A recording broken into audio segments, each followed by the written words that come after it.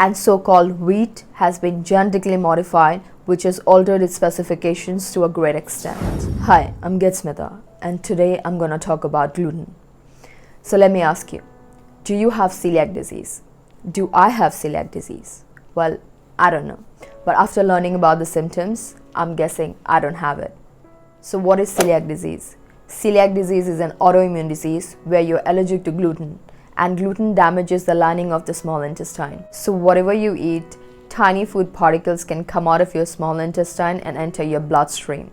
This is called leaky gut syndrome in medical term.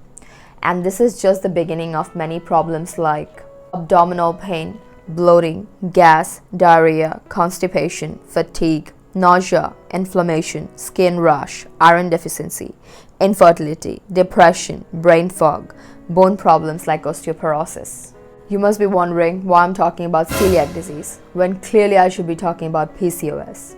Reason being, celiac or no celiac, gluten is bad for health. For women with PCOS, you may not have celiac disease, but 80% of women with PCOS suffer from something called non-celiac gluten sensitivity, where gluten is not as deadly, but gluten still causes similar health problems. So what is gluten? Gluten is a protein you don't need. Pretty simple till the point you realize gluten is almost in everything.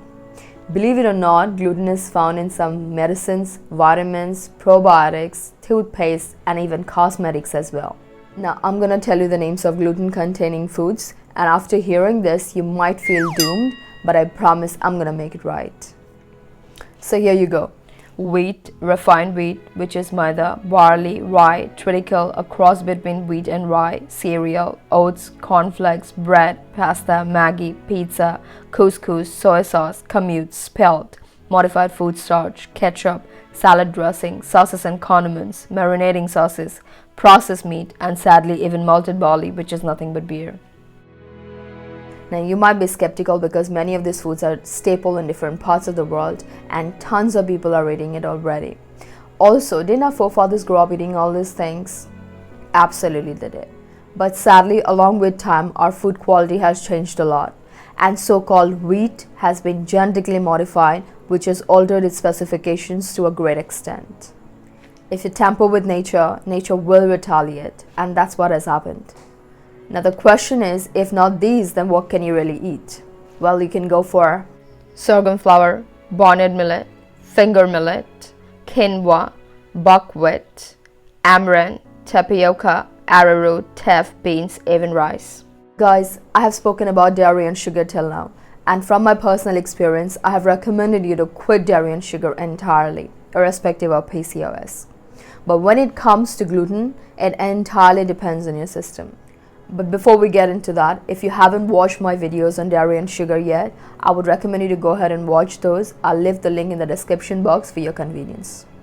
Now back to gluten. The problem with gluten is there are not many research papers on it to give you the proof. Of course, there are books that you can read, and there are people like me talking about their experiences. But you just simply don't have to take my word for it. All you need to do is a tiny experimentation. For only 6 months, quit gluten entirely and see how your body reacts to it. And after 6 months, continue with gluten again and you'll be able to decide for yourself. All the best to you guys, and if you decide to do this, please let me know in the comment section. Also, do like, share and subscribe to my channel and hit the notification bell at the same time. Thank you so much, and I'll see you in my next video. Stay healthy.